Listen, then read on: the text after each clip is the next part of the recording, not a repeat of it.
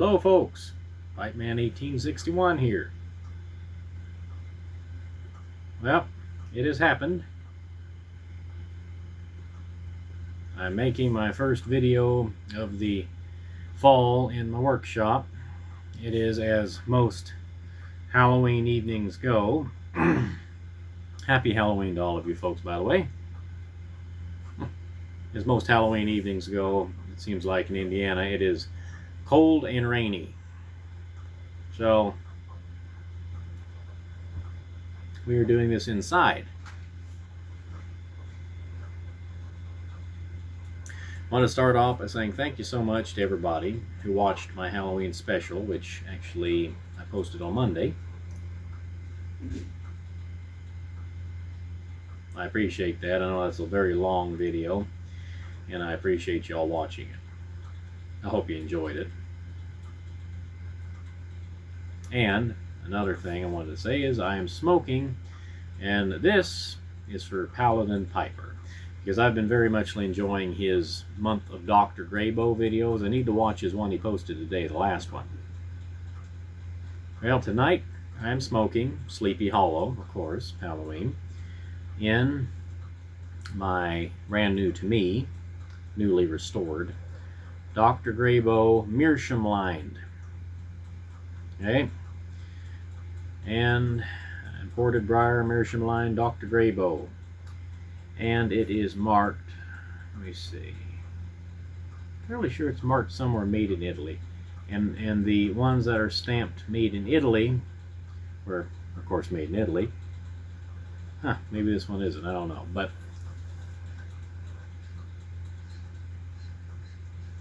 you would know the dates better than I would, but these pipes were made late 80s, early 90s. It's a very pretty pipe. Medallion there on both sides. Grain shows through real nice. Has some really pretty rustication on it. And it is, in fact, now I don't use filters myself. This particular one is made up for a 6mm filter. So if I did use filters, that'd be all set. But the reason this is special is this is the first Dr. Grabow that I have ever smoked, and this is the first time I have smoked it since restoring it, you know. And I must say, it is smoking quite nicely. Of course, that Meerschaum lining is helping quite a bit. Nice dry smoke.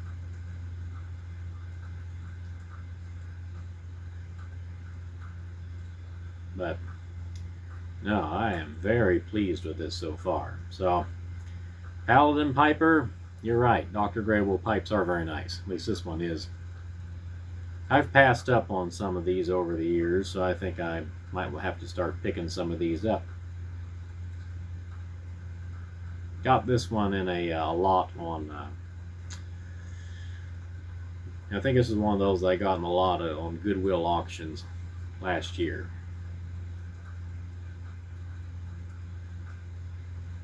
I just now got around to polishing it up, cleaning it up, buffing the stem.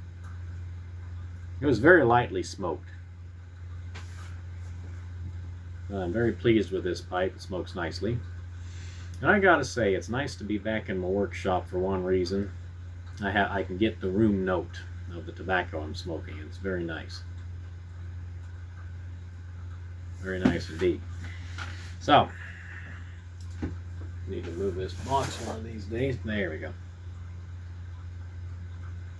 I got a book a while back. I was trying to decide which ghost story to read for Halloween. And of course, I settled on The Haunted and the Haunters by, can't remember the guy's name now, but settled on that story and the theatrics that I put along with it. But I had ordered this book, this little, very pretty little book, and it is the Complete Ghost Stories of M.R. James by Macmillan Collectors Library. And M.R. James,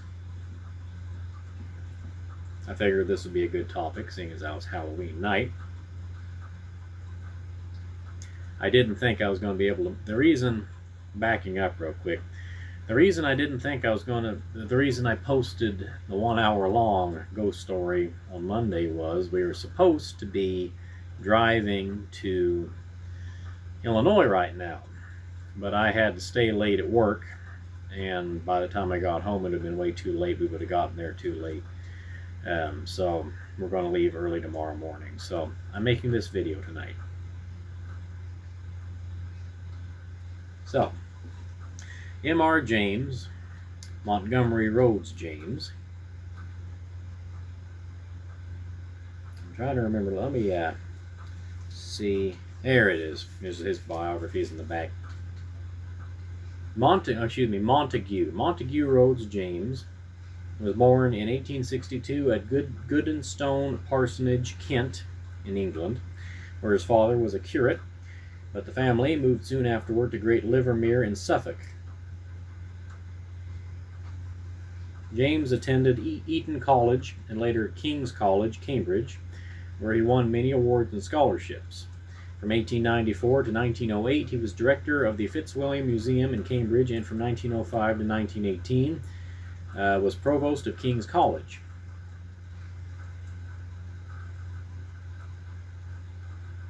In 1913, he became vice-chancellor of the university for 2 years. In 1918, he was installed as provost of Eton. A distinguished medievalist and scholar of international status, James published many works on biblical, historical, and antiquarian subjects. He was awarded the Order of Merit in 1930. His ghost story writing began almost as a divertissement from his academic work and as a form of entertainment for his colleagues. He never married and died in 1936. But M.R. James, what made him a little bit unique, and I very thoroughly enjoy his ghost stories. He wrote, I believe he published 4 different volumes of ghost stories. I think the first around 1904, and then the last, I believe, 1924.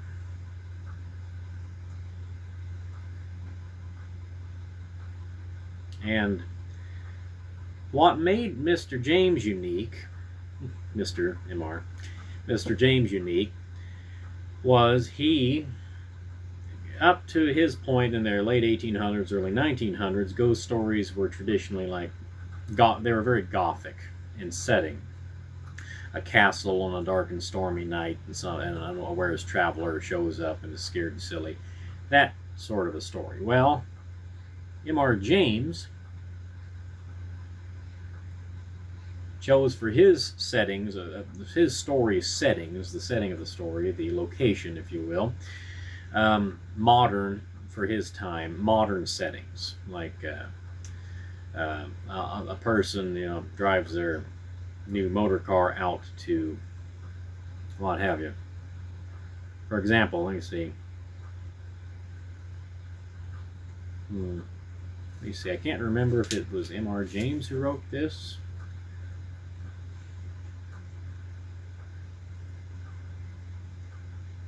Okay, no, it wasn't. Never mind. But he chose modern settings for his stories, which made them more relatable to his readers, and in turn made them a little bit more relatable to us. And if you want to listen to some of his stories, audiobook style, I've recommended this gentleman before, but I will recommend him again. His bite-sized audio classics on YouTube.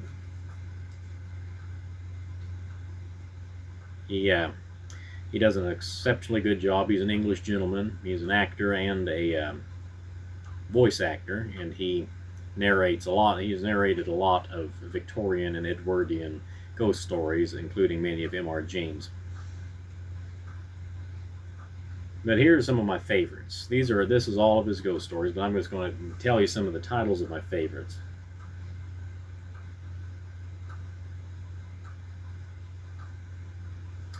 A Whistle and I'll Come to You, My Lad. That's an exceptionally good one. It's very creepy.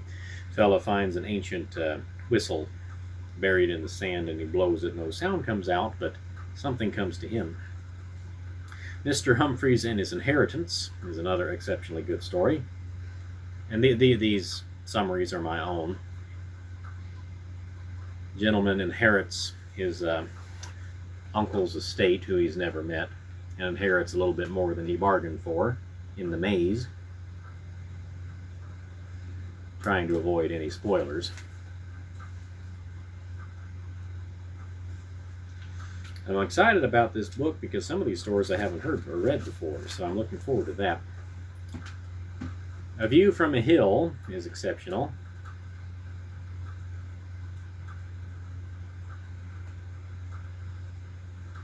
A fella looks through a strange pair of binoculars and gets far more than he is aiming for. A Warning to the Curious.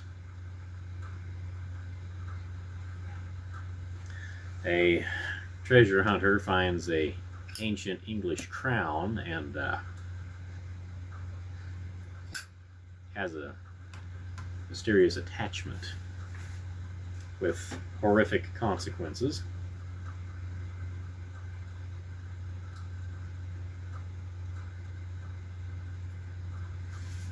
Let me see. Bite-sized Audio Classics just put out The Ash Tree. I just listened to that today. If you're scared of spiders, you may not want to listen to that one. Canon Alberich's Scrapbook. An antique collector discovers a very rare scrapbook from the, I believe, 16th or 17th century. And the scrapbook has, again, a unwelcome traveler that is attached to it. Casting the Runes.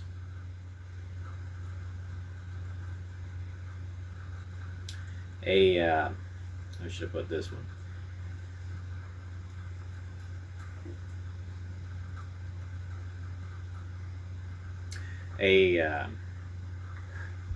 Amateur, what was he? An amateur alchemist has his work denied to be read at a meeting of the occult society, I suppose they called it in the book, and decides to take revenge in a rather supernatural way.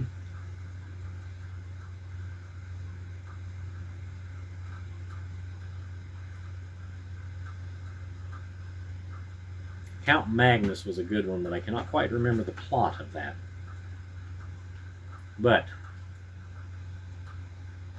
And all of his stories are exceptionally good, so I'm looking forward to reading this.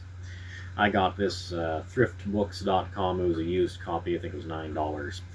So you can get the complete M.R. James Complete Ghost Stories. So if you like to read, that's all of them. Pardon me. And I'd highly recommend it.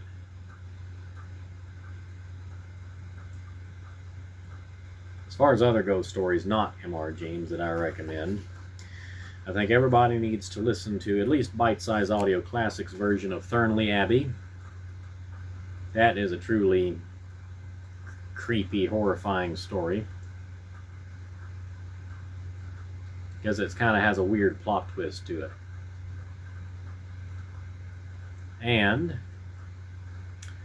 let me see, Walnut Tree House is exceptional. The House with the Brick Kiln.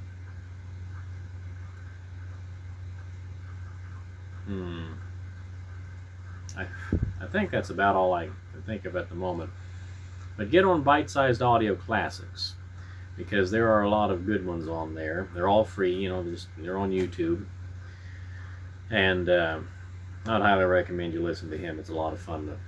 And it's not, what I like about those older ghost stories, they're not gory. You know, they're not disgusting. They're tasteful, if you will. They're tastefully scary. And I do like that. I like that quite a bit. And if you want a little bit more of a pipe smoking related in my opinion, it's more of a horror story than a ghost story. The Meerschaum Pipe. The name of the author escapes me at the moment. But the Meerschaum Pipe, a couple of different fellows. That was written in the 30s, I believe. I can't remember the name of the author. Again, it was a short story. And that particular story delved more into the realm of just horror versus strictly a ghost story. It was sort of a ghost story, but the Meerschaum Pipe, essentially it's a story about a pipe that the guy finds in an estate he buys, and was owned by a maniac, and the pipe was, and he decides to clean it up and smoke it, and has unfortunate consequences. So the Meerschaum Pipe, if you want a pipe-related scary story, listen to that one. There are several fellows who, or at least a couple fellows who've narrated that. I don't believe Bite-Sized Audio has. But look that up on YouTube too if you want a little creepy story tonight. Or whatever, you know.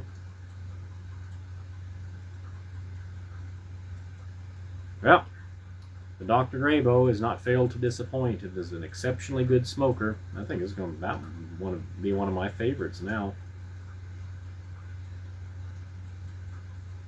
I'm definitely going to have to pick one of these up. And as usual, the Sleepy Hollow is hitting the spot. Anyway, everybody, this has gone on long enough. I'm going to let you go. You all have a happy Halloween. Stay safe out there. Always check under your bed. And I hope you all have a wonderful evening. This is Pipe Man 1861 saying goodbye, good luck, may the good Lord take a liking to you. I'll see you all again real soon, and as always, happy smoking. Thanks, folks. Bye now.